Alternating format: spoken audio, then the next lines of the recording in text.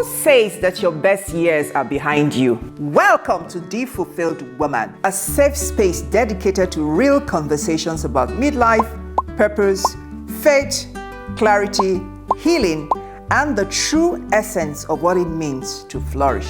I am your host, Lady Chinye, the Midlife Reset Queen. Here, we believe that fulfillment comes not from doing more, but from living a life that is authentic, whole, and present, irrespective of the season of life that you are currently navigating. So join me, let's navigate this journey together. Now, in terms of the confidence side, that is the most difficult. Yeah, that's critical. Yeah. And facing society, yeah. When you don't have that confidence, you really think that you cannot do anything. Literally, depression is you cannot see the light at the end of the tunnel, the loss of hope. The lack of confidence also has a similar debilitating effect. It just makes you feel like, I can't do this, I can never do this, I can never achieve this. I'm not good enough, I'm not good enough. No, they just go on and on. Mm-hmm. And I want every woman out there to know that they're good enough. The life you've lived has not been wasted. Your experience is unique. Your education, your failures, your successes, all of it is for a reason. I really believe that some of the tears we have cried is so that somebody else's tears will not be as much as ours, or not even cry at all. Yeah. So there are times where you have to understand that the person who has designed your life has something had something he conceived before he designed it. And that person is constantly watching over you, and be ready to turn back to him. I'm sorry, I can't take this away from faith. Yeah, because for me it was a very strong. You've got to be authentic at the end of the day. We're not going to preach it up or pretend. Strong compass for me. Yeah, it's really bedrock for me. In terms of a lack of confidence, you see, I tell people it's not everything you're born with. Like, when I do capacity development, there are people you have to do confidence coaching for them. Yeah. They don't just show up, complete, hair intact, eyebrows in place, everything. Everybody needs some form of coaching. If you have to get a confidence coach, get one. If you cannot afford one, go online. Or etiquette at the end of the day, that's also your area of, exactly. Exactly. Mm. So there are little goals you can set yourself. I realized that all I had in my wardrobe were trousers. And that year I said, okay, this year we're not buying any more trousers. I'm going to make sure I made a conscious effort to revamp my wardrobe in the direction that I wanted. They say dress the way you want to be dressed. I was coming back to the north of Nigeria, so I knew I had to do dresses. I had to look a certain way. So it's not an overnight plan. It can take 12 months to unfold, but make that plan. Make that plan. So confidence coaching, okay. At the end, January is literally just rounding up. But as they say, the moment you wake up is your morning. Yeah. Exactly. So you can say by the end, December 31st, 2026, I want to be a more confident person. So start off. YouTube is there. TikTok is there. Confidence tips. How can I rebuild my confidence? Now, there's so many books out there, but you will come across somebody that you resonate with and follow them for a season and just see how you develop along those lines. And then you've got to keep setting yourself goals to go beyond. So for people who don't like going out, you might want to say, okay, anytime this year, because at the end of last year, I shut down. It was the first time I wasn't entertaining for Christmas or I wasn't traveling. Okay. So I was just at home. I sent everybody off. I told them, please, for the next 2 weeks, I just want my house to myself. And I was enjoying it and enjoying it. And come January, I was enjoying it so much that I thought, this is getting ridiculous. And I have to say, anybody that invites you out this year, say yes. Say yes, yeah. Which is one of the reasons why I said say yes. And in a space of a week, I said yes to 3 different things that were phenomenal. Wow. Phenomenal. And it really starts with you saying, okay, I want to, I know we use the word intentional a lot, but it really is being intentional to say, I want to go out more, I want to meet more people, I want to have a new experience. So stop doing the things you normally do. For a lot of midlife single people, you find that if you're a Christian, it's church, work, home. And church again. Church, what? It's like a triangle. Yeah. It's like, that is a miserable life, a miserable place to be. As my friend said, you're salt and light in the world. The salt cannot be outside the soup and complaining that the soup is not sweet. So I like that. if you want, shine your light out there. Shine Go your to light, places. yeah. Try something different. Try a new sport. Yeah. Go to the theater. Do go what to you the feel cinema. comfortable. Just do Even something. try something different that Yeah. you've not done before. You might just enjoy it. Yeah. I learned to play squash in my 40s. I perfected my swimming in my 30s. So you can even decide that, okay, somebody's doing a cooking class. You want to learn how to make a pankuko. Something That's that, something, yes, yeah. just something different.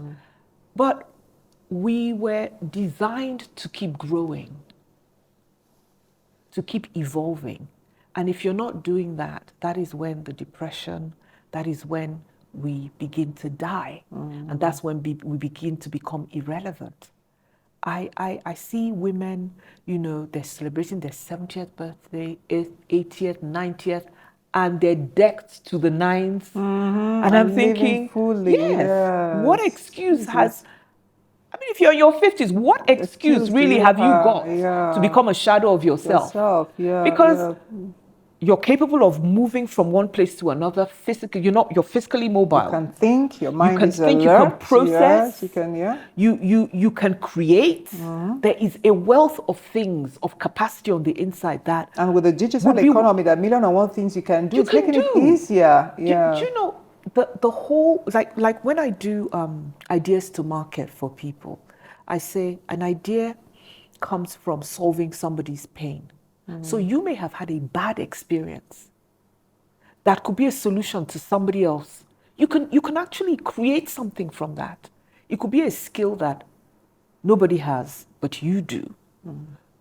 Don't waste it. It's not too late to just start something different. I want to do something in manufacturing at the moment. I started making kombucha, which is like a fermented tea. Okay. Yes, yeah. and it's full of probiotics. And I started brewing it at COVID, during COVID. And somebody, I would serve it to my friends and family. And little by little, I'm having a little supply. As in people are coming and I'm thinking, that's business. You know, do a little cottage brewery and continue brewing this kombucha. You can do anything you decide you want to. So here's my next question. Of course, I know, from a psychological point of view, arriving midlife often brings a lot of auditing and self-reflections. And I know that, who says that, which is why we often say in our phrase here is, who says your best years are behind you. So some women do a lot of auditing. So having been on this journey over the years, of course you journal and all of this, would you say that when you arrived midlife specifically, the life auditing, how was it? Would you say that there were any regrets, or did you find yourself more introspective, more reflective by virtue of arriving midlife, or it was just same journey from the past years, your 40s and coming? No. Yeah, okay. No, so I spend a lot of time in my head. So I'm like thinking all the time. But I remember just as I was turning 50, I kind of like went into a depression. Yes. And I didn't want to celebrate it because that's when it's like, oh yeah, everybody they're celebrating, because the pressures are real. The pressures are very real. They're very real, yeah. I said, oh, everybody is going to be standing, cutting their 50th cake with children, some with grandchildren, and me, I'm just going to be there by myself, blah, blah, blah, blah, blah, blah, blah, blah, blah. And I was feeling down about it. And then I had an amazing group of friends who, behind my back, decided they were going to be making intercession for me for 40 days before my birthday. I didn't know this. And one happened to be staying in my house. And every night I'll hear her on the phone praying. And one day I said, come, which prayer are you praying? He said, look, let me just tell you the truth. It's for you we're praying. Wow. I can see that your spirits are down and everything. Wow. And we just thought, let's pray. And I thought, wow. Wow. And this is where God is the center of everything. I'd been given a plant 2 years before my 50th. I watered this plant, I nurtured it, I did everything. This plant would not bloom. It was a beautiful red lily. 2 weeks before my 50th birthday, blooms begin to form on that plant. And I knew, It was a message. I don't have a scripture for this, but I knew was God telling me. There's a scripture for it. You will bring up fruits even in old age. I will carry even unto old age, and you will keep, as long as you are planted, you will keep bearing fruits. I knew it was God telling me. And there's so many scriptures actually. Yeah, The glory of your latter years shall be more than the former. There's so many scriptures. Exactly. In the book of Isaiah, I often say that the book of Isaiah was written for the midlife woman. There's so many promises. Perfect. Yeah. And I knew that it was his personal message to me saying, don't put a limitation on yourself that I have not put on you. And at that point, I just decided, okay, you know what? Yes, we're facing this thing. We're facing this thing. I heard somebody say it's just a bend, it's not the end. Yes. Don't put a full stop to what is just a comma. Exactly. And then my sister-in-law and my brother now said, you have to have a photo shoot. I wasn't even thinking of a photo shoot. You have to have a photo shoot. You have to have a photo shoot. So they gifted me with this photo shoot. And I remember going into the studio, and amazing young photographer, brilliant guy. And he said, yes, I hear this is for a birthday. If you don't mind me asking, what age? And I told him, and he was like, what? And then he calls his team and he's saying, would you believe this is the 50th birthday? By the time I wore the outfits and everything, when the photos came out, I looked at them and I said, you would have deprived yourself from all of this. Blessing, yeah. And then the birthday that I didn't want to celebrate. So I was out of the country because most of my family, my siblings, my sisters were in the UK, and I thought, okay, it would be good to be there with them. I ended up having 2 parties. One over there and one there. No, yeah. 2 parties in the UK. One was thrown for me as a surprise, and the other one that I organized, the dinner party that I organized. So I sat back and I looked at myself and I said, why did you limit yourself? So you go into the introspection. You always do. Every Hallmark birthday, people go into introspection. Sometimes you're not voicing the introspection out. It's happening on the inside, and it's bringing you into a depressive place. You're looking at your life and you're asking, what have I done with my life? Have I achieved society's expectation, my family's expectation, my expectation? But then something amazing happened. The moment I turned 50, I just realized I'm not the best person in the world, neither am I the worst person in the world. I have flaws, but I have amazing qualities as well. My good far outweighs my strengths far outweighs my weaknesses. So there was this audacious, this is who I am. I've owned it. My strengths, my weaknesses. There was an idea of this self-awareness that was like, I have an idea who I am. I have an idea what my life has been, the things I've overcome, and that there's so much more to unfold. There was just this realization that this big 5-0 that I was so scared of was just another number. And you would have just been in a room dealing with depression. Hiding. Just hiding in self-pity. So guess what? For my 55th I threw a a large party. I threw the party in Nigeria that I should have had at my 50th. So honestly, our life is what we make it. What will make it? Yeah. If you allow society, culture, Expectations dictates, of yes, others, of sometimes others, even well-meaning people. yes, Yeah. dictates to you your successes, then you would always find yourself in an inadequate position. Always. There are so many other fulfilling relationships. I was going to ask that for that relationships outside of romantic relationships. Yes. Yeah, that would have been my next Okay, question to you. Yeah. So I have not birthed a child physically, But you have many but children, I have many spiritual children. That's so profound. I have had the ones related to me, the ones not related to me, the ones that for some reason have just met me at an event and was like, oh, please, I would like you to mentor me in some capacity. And I got on a board of trustees to a foundation, Pillars of Love Foundation. And what we do is we offer scholarships to children in underserved communities. And last year, I was sitting down at home, you know, getting ready for my day, and I get a call from the school.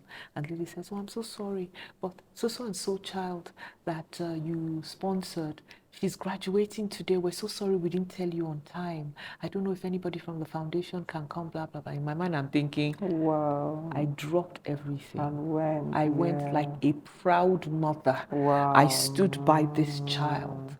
And when they were reeling out her accolades, I was just weeping, saying, God, thank you that we took her in, because I actually found her. And I was just saying, thank you, Lord, that you used me as a vessel for this amazing experience. She got the best overall student, performing student. She got the best science student. She was valedictorian of the year. I just sat down there thinking, you have blessed me with relationships, let's call them surrogate relationships, that has not taken away from what? Yeah. So how would you what steps can women who want to cultivate other meaningful and impactful relationships, you know, outside the romantic relationship for the single, what steps can they take to cultivate? I would say stop hiding, first of all, Wow. and start looking for, because when we're hiding, we don't see. We don't see. Even the invitations that people make to us, we decline them. A lot of times those invitations are where a door opens to the next great thing or the next great opportunity for you. So stop hiding. Be willing to step out of your comfort zone. Find women groups. Don't even leave the church group. My dear church sister, leave the church group. Find other things. If there is, if you like gardening, find a group of people that garden. If you like photography, find. Or would say, in addition to even the church groups, you Of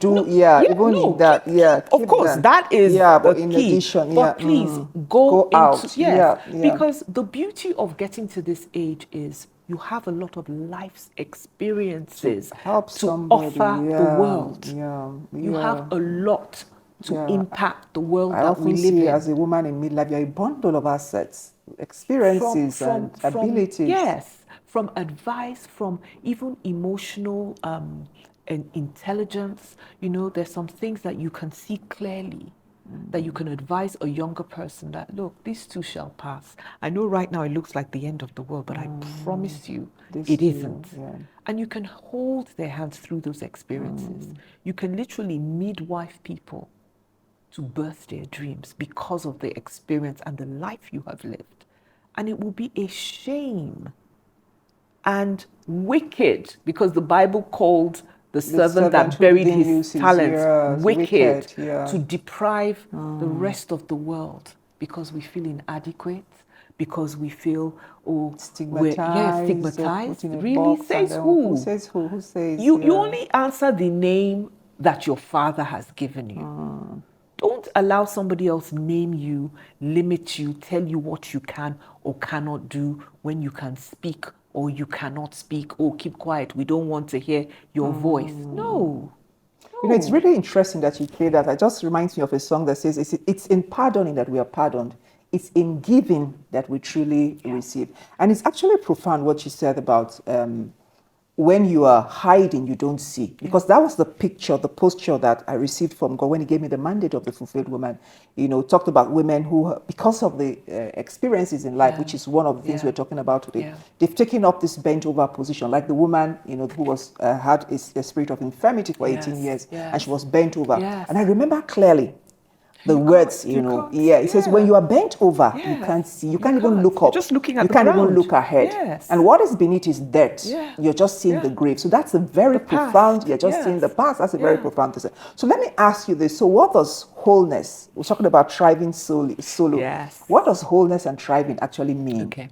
Yeah. So I know you've talked a lot about it's about contributions, about legacy, but what else does thriving at midlife or being? So wholeness is being healed from the trauma, the past experiences that give us shame. Being whole is having a self-awareness of who you are, the kind of person you are, your personality, your strengths, your weaknesses, your limitations, because there's some things that you will not get me to do. You know? And then there's some things I'm like, okay, I'm willing to try that, but I know my limits, in reasonable limits, that is. I think wholeness is coming into total alignment with God's plan when He created each individual person. It doesn't matter where on that journey you are. The moment you're in alignment with that path, that's where wholeness begins. You get on a plane that is going to Lagos. The moment you board that plane, you know where you're going. You'll be referred to as the Lagos-bound passenger. So don't say, until I arrive at Murtala Mohammed Airport, then I'm in Lagos. No, the moment you board that flight, you know that's where you're going. If for some reason they have to deboard the passengers, they will get another plane that's still going to take you to Lagos. And that's how life is. And no matter how delayed your flight is, you will eventually get there. So sometimes we encounter the delays and the details. But you know what I found out about the delays, and this is the beauty about the God that we serve. He says, every plan the enemy planned for evil, He will turn it around for our good. And all things work together for good. For our good. Those delays are sometimes to build capacity. When you look at the story of Joseph, from the exuberant young man who had this dream at 17, and then goes for a 13-year journey of pits to prison and all of that. Exactly. But He built that capacity in him. Honestly, when God is building capacity, it doesn't feel good. It never feels good. It's a crushing, pressing time, but it builds strength and capacity at the end of it. Now, this walk that we walk, they say, is when we look back that we have 20/20 vision. As you're looking forward, you can't see where you're going. So don't even try and figure out what the Lord is doing. Just walk by faith, one step at a time. But know that the moment you decide to come into that place of alignment, you are on that journey of wholeness. Whatever deficiencies, pain, trauma has happened, He will find a way to get you to the right places that would heal that. And I think it's very important for us women that when we get to midlife, we're healed of our trauma. Or else you become the bitter old woman. You become and begin to take it on. You lose relationships, you lose friendships, Nobody even you wants lose to be your around mind, you. you lose your peace. Nobody even wants to be around you. Nobody's inviting you anywhere because you're coming with this aura baggage, that is like, no, we and can't our deal with lives are this. energies. When people come into our space, you're either emitting negative energy or positive energy. Exactly. And if you're living in Nigeria, you already have a lot of other things going on. Yes, so you don't need any of that. So I think for me, wholeness is number one, self-awareness, knowing that you are in line and alignment with what it is that God called you to do on this earth, and you're following your path as well as you can. Now, there's something I have to say. Somebody told me this, and he said it was when he turned 50, an apostle. He said it was when he turned, 60 was when he finally knew what he was placed on this earth to do. Some people are lucky that from a very young age, 20, 30, they know. But if you look at history, those people don't live long. Because they come in, they do, they shine, they really shine the bright lights. Yeah. But for many other of us, you stumble, you get up, you get up, you keep and going, all that journey is part of the realization that, wow, Eureka, I found it. This is what I was born to do. And I tell people, make the mistakes. Somebody asked me a question once, and she said, what would you tell your younger self? I said, don't be afraid to fail. Make the mistakes, take risks. Because it's in those mistakes, it's in taking those risks that we develop and we evolve. I was one of those that I played it very safe. I overthought a lot of things. I like it. Yes. Yeah. So in this other half, you're making of my life, I'm being more audacious. Yes, I'm being more audacious, and I'm going to try new things. What interesting conversations we've had. I see the passion. You're really thriving. I see it in your voice. I see it in your comportment. I hear it all the time. So, but here's what I would like you to do as we round up on a final note. We could go on and on and on, but unfortunately, time is not in our favor. So I'd like you to look at the camera and speak to that woman who is surviving and struggling and not thriving. Solo at midlife, she's found herself alone and maybe lonely, because I know alone and loneliness are two different things. But she's alone and she's lonely and she's not thriving. She's really struggling and trying to survive. So just speak to her in the next few minutes we have left. Yeah, my dear sister, and I'm going to call you my sister because we're pairs. Come out of that cave. You're too precious to be hiding. Whatever life has thrown you, you don't deserve to write yourself off. And literally that's what you're doing if you are just hiding away and being alone and focusing and looking at the past. Don't look back. That's not where you're going. Come out and be intentional about making new relationships, about starting new experiences, enjoying new experiences, about asking for help. Don't be afraid to ask for help. Because I think that's the biggest stumbling block. We're afraid, we're ashamed, we don't want people to know our story and our history. Please don't, because in finding a solution to the pain on the inside, only there can your healing really begin.